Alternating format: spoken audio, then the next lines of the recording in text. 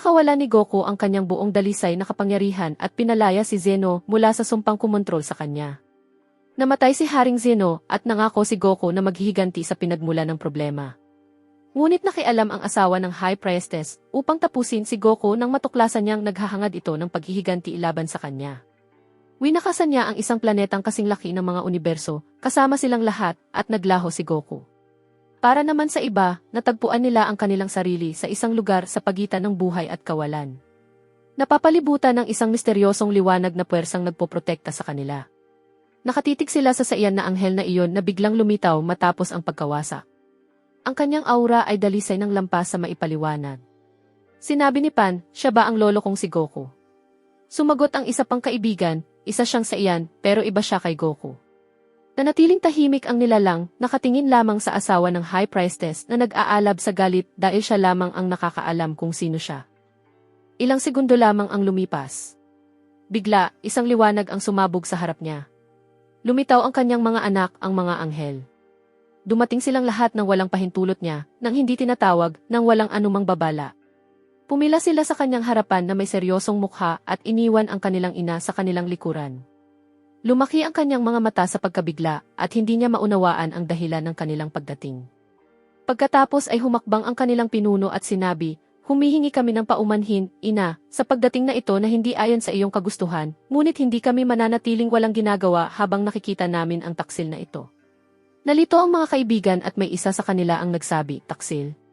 Paano ninyo siya nakilala agad?" Sa sandaling iyon, sa wakas ay humarap sa kanila ang maharlikang saiyan at mahinahong sinabi, "Huwag kayong mag-alala. Narito ako upang protektahan kayo. Ang kapangyarihang nagpapanatili sa inyo ngayon sa loob ng liwanag na ito ay hindi akin, kundi ng aking ama. Siya ang nagpoprotekta sa inyo at babalik siya, kaya maghintay kayo." Isa sa mga kaibigan, gulat na gulat, sino ang tinutukoy niyang ama? Ang estrangherong ito ba ay si Gohan? Mukha siyang isang anghel. Biglang nagsalita si Beerus. Ibig bang sabihin ito ay nagsanib si Whis sa kanya? Mabilis na nagdagdag ang isa, "Sandali, ang kalasag na bumalot sa atin kanina, dahil sa munting anak ni Goku ay siya ring bumabalot sa atin ngayon." Sumagot si Bulma, "Ibig sabihin, hindi patay si Goku. Pero nasaan siya?" At sa sandaling iyon, sabay-sabay silang tumingin sa abot tanaw. Una silang tumingin sa kanan. Ang mga universo ay nakikita sa harap nila, parang mga mundong nakabitin sa likod ng isang manipis na tabing. Pagkatapos, dahan-dahan silang tumingin sa kaliwa at doon dumating ang pagkabigla. Ang Super Dragon Balls ay hindi na tulad ng dati. Para na silang napakalalaking bato, tumigas, at sa kanilang ibabaw ay may mga kumikislap na bitak na nagliliwanag mula sa loob, na para bang may napakalakas na kapangyarihan sa loob nila. Nakatitig ang asawa ng High Priest sa eksena at sinabi sa sarili, "Nandito si Goku sa kung saan. Paano niya naitago ang kanyang kapangyarihan? Hindi ko ito inasahan. Kailangan kong mag-ingat upang ang susunod kong likha ay hindi mabigo." Sa sandaling iyon, at nang walang anumang palatandaan, sabay-sabay na itinaas ng lahat ng mga anghel ang kanilang mga kamay sa langit. Nagsimulang magtipon ang enerhiya sa ibabaw nila. Hindi ito ordinaryong enerhiya, kundi simboliko, sinauna, mabigat, na parabang nagmula pa sa panahong bago isinilang ang mga universo. Humakbang ang pinuno ng mga anghel, at ang kanyang tinig ay lumabas na parang huling hatol. "Wawakasan ka namin, Taksil. Hindi namin hahayaang saktan mo ang aming ina. Hindi namin papayagang mahipo mo siya." Bigla, sabay-sabay silang sumigaw, at ang kanilang enerhiya ay sumiklab ng sabay-sabay hanggang sa ito ay mabuo ng ganap. Pagkatapos, ibinuhos nila ito. Ang Eternal Seal ay sumugod patungo sa Royal Saiyan sa bilis na hindi makita, at bigla, nilamon siya ng isang napakalakas na liwanag. Ngunit hindi tumigil ang selyo. Nagpatuloy ito sa pagragasa hanggang sa tinagos nito ang isa sa malalayong universo. At nang bumangga ito roon, nagsimulang sumigaw ang mga nilalang sa loob ng unibersong iyon, nabasag ang kanilang mga mundo, at hinigop ang kanilang pag-iral na parabang hindi sila kailanman umiral. Naunawaan ng lahat ang nakakatakot na katotohanan. Hindi iyon simpleng atake, kundi isang walang hanggang selyo ng pagbura. Naglaho ang universo at kasabay nitong naglaho ang liwanag. Pagkatapos ang pinakamalaking pagkabigla. Hindi naglaho ang maharlikang saiyan. Bigla siyang lumitaw sa harap ng mga anghel, napakalapit sa kanila. Nanigas ang kanilang mga mukha at lumaki ang kanilang mga mata, na parabang tumatangging maniwala ang kanilang isipan sa kanilang nakikita. Nasa likuran nila ang kanilang ina, pinagmamasdan ang pangyayari. Sinabi ng pinuno ng mga anghel sa pagkabigla, iyon ang pinakamapanganib na teknik ng pagsiselyo. Hindi ako makapaniwala na naiwasan niya iyon. Mahinahong nagsalita ang sa iyan. CJ, sino ang unahin ko? Dahan-dahang gumalaw ang kanyang mga mata sa hanay ng mga anghel hanggang sa tumigil ito sa pinakabata sa kanila. Tiningnan niya ito at mapanghamong sinabi, iisa lang ang nakikita ko sa mga mata mo. Hindi tapang kundi takot na bumagsak sa harap nila. Hindi kinaya ng anghel ang kahihiyan sa harap ng lahat, ngunit sinunggaban siya ng sa iyan angel sa buhok sa napakabilis na galaw at itinaas sa harap ng lahat. Nakasabit ang kanyang katawan, hawak sa isang nakahihiyang paraan. Sinabi ng sa iyan angel, alam mo ba ang pagkakaiba ng kapangyarihan at galit? Nakikita ng kapangyarihan ang wakas bago pa ito magsimula, ngunit ang galit ay hindi man lang makita ang susunod na hakbang. Nag-alab sa galit ang batang anghel. Bigla siyang umatake gamit ang kanyang tungkod, ngunit ang tinamaan nito ay hangin lamang. Isang hungkag na atake. Pagkatapos ang pagkabigla. Ang maharlikang sa iyan ay biglang napunta sa likuran nila at ngayon ay nakatayo na sa mismong harap ng ina ng anghel, na para bang ang nangyari kanina ay isa lamang ilusyon. Tiningnan niya ito at sinabi, hindi ko iniisip na matalinong aksayahin ang oras sa pakikipaglaban sa iyong mga anak. Ang kapangyarihan nila ay halos hindi man lang sumasayad sa anino ng akin. Pagkatapos ay itinuro niya ang kanyang daliri sa kanya at nagpatuloy, ikaw ang dahilan ng lahat ng nangyari. Ikaw ang dahilan ng pagkamatay ng aking pamilya. Ikaw ang nagtaksil sa lumikha ng Super Dragon Balls, at ikaw ang nagbigay daan upang mabuo ang sumpa mula sa katahimikan at panlilinlang para lamang protektahan ang iyong mga anak. Pinagmamasdan ko ang lahat, bawat sandali, bawat desisyon, at ngayon, hindi na ako magpapakita ng awa sa iyo. Hindi siya sinagot ng ina ng anghel, ngunit ang kanyang anak na anghel ay hindi nakatiis sa kahihiyan.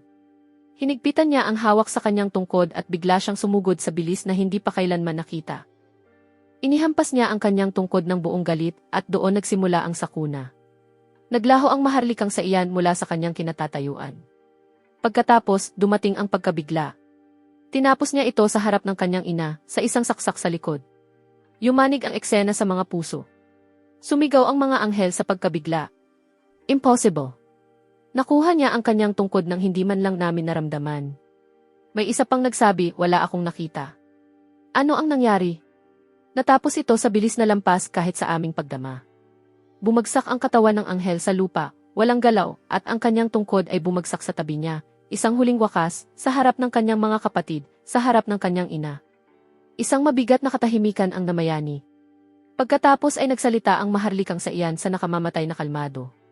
Hinihintay ko ang inyong reaksyon, pero mukhang hindi kayo kikilos, hindi ba mahalaga sa inyo ang inyong mga anak? Isang maikling katahimikan na hindi maunawaan.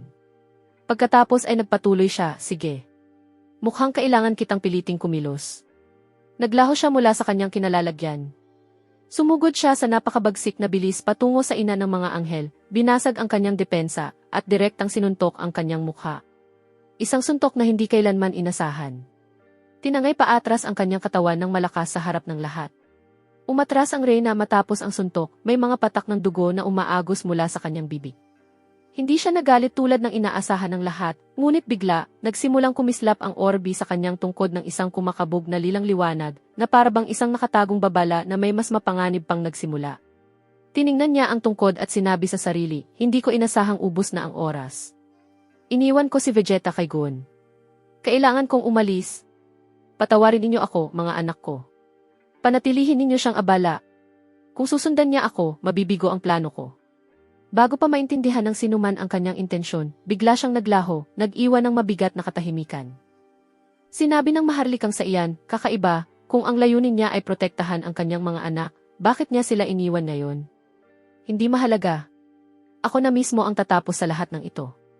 Dahan-dahan siyang humarap sa kanila, ang kanyang mga mata ay dumaan sa bawat isa, hanggang sa tumigil sa isa sa kanila. Nanigas ang anghel bago pa niya maunawaan ang nangyayari, ngunit ni isang sandali ay hindi lumipas, at ang maharlikang sa iyan ay nasa harap na niya, hinawakan ang kanyang liig gamit ang kamay na parang bakal at itinaas siya sa hangin. Nasakalang anghel, nagsimulang manginig ang kanyang katawan habang sinabi ng sa iyan sa malamig na tinig, huwag kang mag-alala. Gagawin kong mabilis ang wakas. Kung matatanggap mo ito ng maayos. Nagpumiglas ang anghel sa kanyang pagkakahawak at bigla, mula sa malayo, sumigaw si Margarita, hindi ako mananatiling walang ginagawa. Sumugod siya patungo sa kanya sa napakabilis na bilis, ngunit sa isang kamay lamang, hinawakan din niya ito sa liig. Itinataas silang dalawa sa hangin na para bang wala silang bigat. Nangibabaw ang takot sa mga mukha nila. Walang makapaniwala sa kanilang nakikita. Ilang segundo ang lumipas, bigla na lamang nang hina ang kanilang mga katawan, at nawalan sila ng malay habang hawak pa rin niya sila. Pagkatapos ay sinabi niya sa iba, aalis ba kayo dyan at manonood lang? Darating din ang inyong pagkakataon. Hindi man lang kayo magpakaduwag kapag dumating iyon. Bigla, isa sa mga anghel ang sumugod sa kanya sa galit na atake, ngunit bago pa siya makalapit, nakuha na niya ang tungkod nito mula sa kamay niya ng napakadaling parabang walang halaga. Hawak ito sa isang kamay nang hindi man lang niya namamalayan. Isang kapatid niya ang sumigaw, hayop ka. Bitawan mo ang kapatid ko. Sa isang galaw na mas mabilis pa sa paningin, inihagis niya ang tungkod sa napakabilis na bilis at tumagos ito diretso sa katawan ng anghel. Isang sandaling nakakapigil hininga, may isa sa mga kaibigan ang pabulong na nagsabi sa nanginginig na tinig, pero hindi pa rin ako makapaniwala. Sigohan ba talaga ito?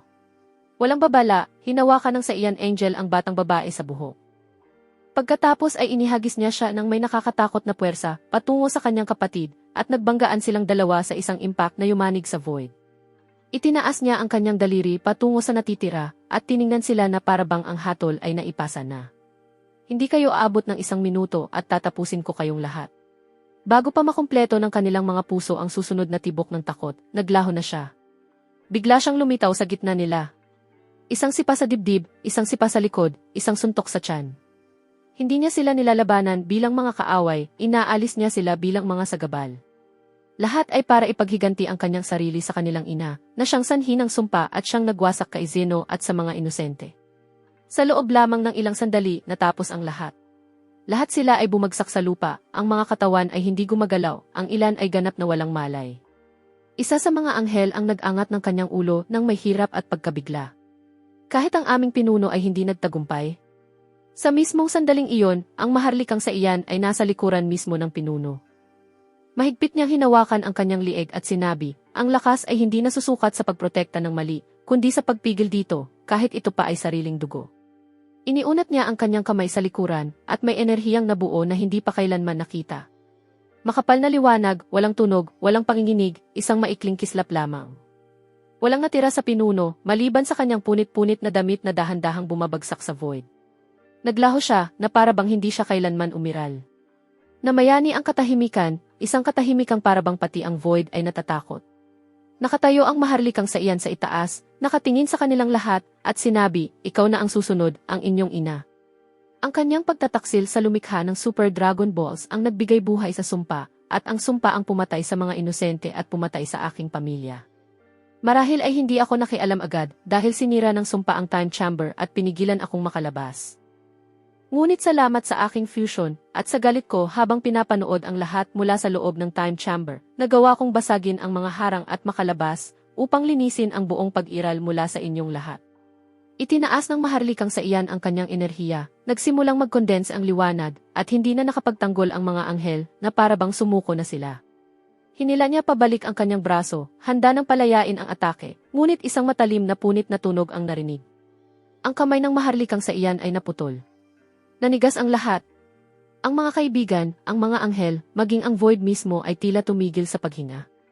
Mula sa loob ng liwanag, lumitaw ang isang mananalakay. Iba ang kasuotang maharlika, mabigat ang aura, matigas ang tindig. Si Vegeta iyon. Ngunit hindi sa kanya ang kanyang mga mata.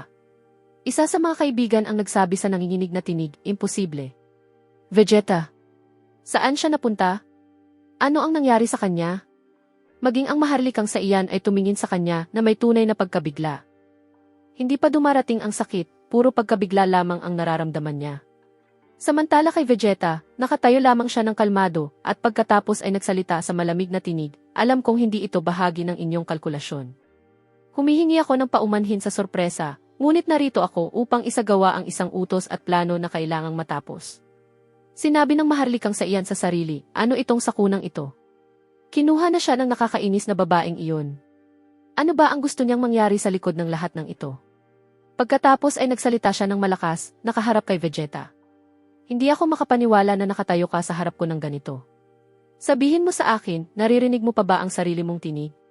Sumagot si Vegeta, hindi na mahalaga ang tinig. Ang mahalaga ay ang magiging resulta. Bigla siyang naglaho. Sa susunod na sandali, sumabog ang isang alon ng kapangyarihan mula sa loob. Nayanig ng matindi ang panloob na core ng maharlikang saiyan na para bang ang kanyang mismong enerhiya ay pinunit mula sa loob. Tinanggay siya paatras. Huminto siya ng may kahirapan at tumingin sa kanyang dibdib. Bumulong ang isa sa mga kaibigan, hindi ako makapaniwala. Katatapos lang niyang talunin ang lahat ng anghel. Paano nakuha ni Vegeta ang ganitong kapangyarihan? Sinabi ng maharlikang saiyan sa sarili, nanginginig, ang ataking ito, para bang layunin niyang buwagin ang aking fusion. Nagsalita si Vegeta. Huwag mong subukang unawain ang nangyayari. Hindi ka ililigtas ng pag-unawa. Ikaw ay nasa yugto na ng pag-aalis. Pagkatapos ay nagsimula siyang magtipon ng kanyang enerhiya. Hindi ito tulad ng karaniwang enerhiya ng saiyan. Para itong enerhiya ng paghukom, hindi para sa labanan. Tumayo ang maharlikang mandirigma, kahit dumudugo ang kanyang braso, at galit na sinabi, kakayanin ko ito, kahit isang kamay na lang ang gamit ko. Hindi ko hahayaang tapusin mo sila. Sa ibaba, nakatingin si Bula sa kanyang ama, puno ng luha ang kanyang mga mata. Ama, ikaw ba talaga iyan? Ngunit malamig ang tingin ni Vegeta. Hindi pagtataksil, hindi kalupitan, para bang ang kanyang kalooban ay inilagay sa likod ng isang pader na hindi mababasag. Sa ibang lugar, sa kanyang palasyo, nakaupo ang kataas-taasang reyna sa trono, pinagmamasdan ang lahat. Pabulong niyang sinabi sa sarili, naglakas loob kang suwayin ako, at ang aking mga anak, hindi ko kayong patatawarin. Bahagyan niyang itinaas ang kanyang tingin, lipulin mo sila, Vegeta, silang lahat. At para sa akin, darating ang aking papel kapag lumitaw si Goku, hinihintay ko siya. Pagkatapos ay ibinaba niya ang kanyang mga mata sa singsing sa kanyang kamay, ang singsing na ginamit niya upang iselyo ang kanyang asawa, ang pari. Pagkatapos ay sinabi niya, ang kapangyarihan mo, pari. Malapit na ang oras para gamitin ito. Ngayon ay nakakulong na ito dito, sa loob ng singsing na ito. Kailungkot na hindi ako magpapasalamat sa iyo, dahil hindi na kita muling makikita. Sa sandaling iyon, ganap nang nagtipon ang enerhiya ni Vegeta. Hindi na ito simpleng enerhiya. Isa na itong napakalaking masa ng presyon. Nakatitig ang mga kaibigan sa pagkabigla, nanginginig ang kanilang mga katawan sa bigat ng kapangyarihan. Pinikit ni Beerus ang kanyang mga mata at sinabi sa sarili, naiintindihan ko na ngayon. Nang mawala si Vegeta, siya ang kumuha sa kanya. Inagaw niya ang kanyang katawan at kaluluwa at ginagamit siya laban sa atin ngayon. Pero bakit? Ano ba talaga ang gusto niya? Biglang sumigaw si Krillin, basag ang kanyang tinig. Nasaan ka, Goku? Bakit ka nahuli? Ni isang segundo ay hindi lumipas. Bigla, itinaas ni Vegeta ang kanyang kamay. Pagkatapos, ibinaba niya ito. Sumigaw ang maharlikang mandirigma, diretso siyang humakbang sa daraanan nito, nanginginig ang kanyang katawan habang sinusubukan niyang pigilan ang pagbagsak ng pag-iral gamit lamang ang isang kamay. Lalong tumindi ang presyon. Pagkatapos, sumabog ang enerhiya. Hindi ito karaniwang pagsabog. Isa itong bigla ang paglawak ng liwanag. Pagkatapos ng lahat ng iyon, nanatiling hindi nasaktan ang mga kaibigan. Tumingin sila sa paligid, saka itinaas ang kanilang mga ulo upang makita ang naging resulta. At doon nila nakita ang pagkabigla. Hindi iisang katawan ang naiwan sa lupa, kundi 4 na bumagsak na katawan.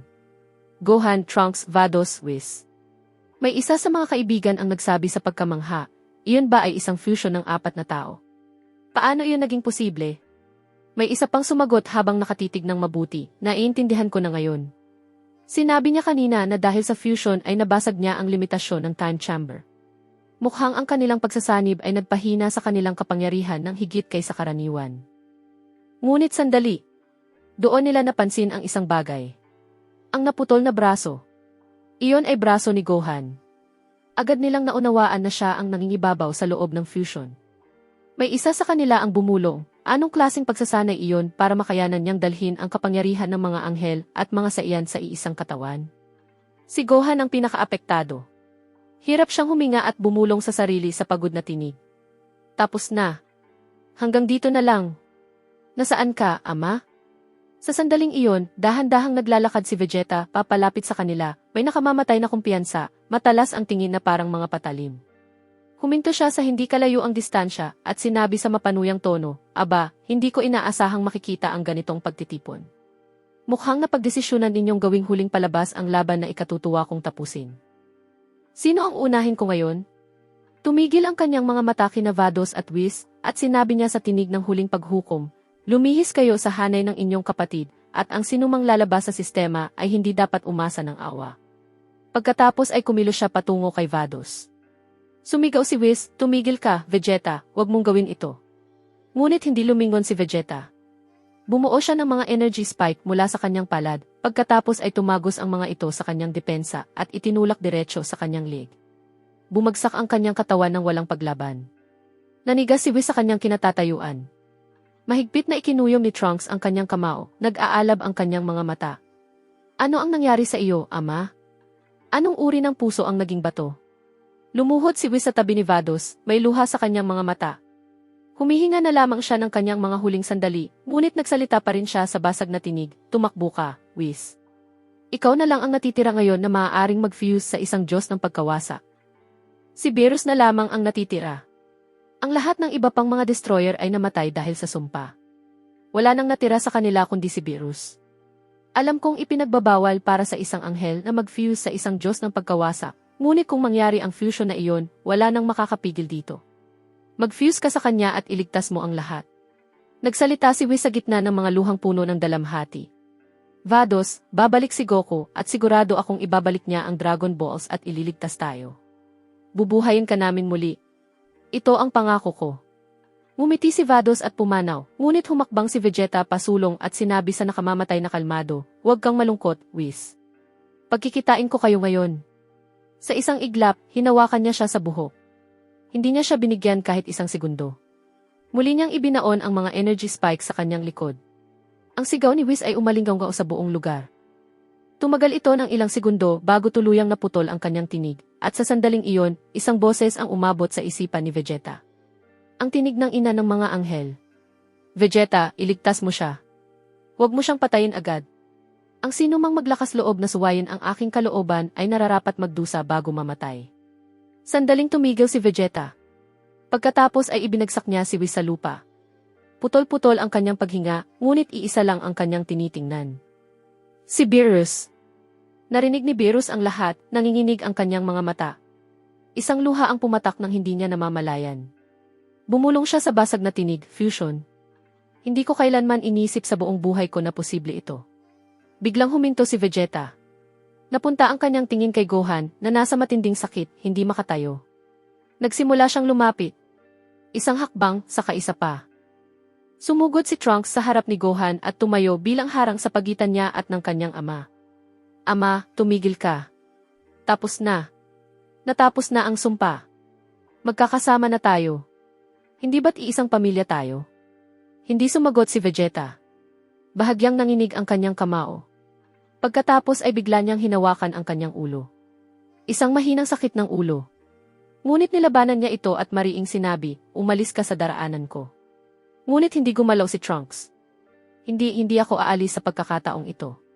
Ginugol ko ang buong buhay ko na hinahabol ka, sinusubukang ipagmalaki mo ako. Sabihin mo lang ngayon na hindi ikaw ito. Isang sandaling katahimikan. Pagkatapos, biglang lumitaw ang isang energy sword, bumaon sa dibdib ni Trunks. Tumigil ang oras. Dahan-dahang lumaki ang kanyang mga mata. Tumingin siya sa kanyang ama. Nang hina ang kanyang mga tuhod at siya ay bumagsak, si Trunks sa mahinang tinig, hindi makapaniwala. Ginawa mo ba talaga iyon, ama? Hindi ko akalaing susuko ka ng ganito kadali.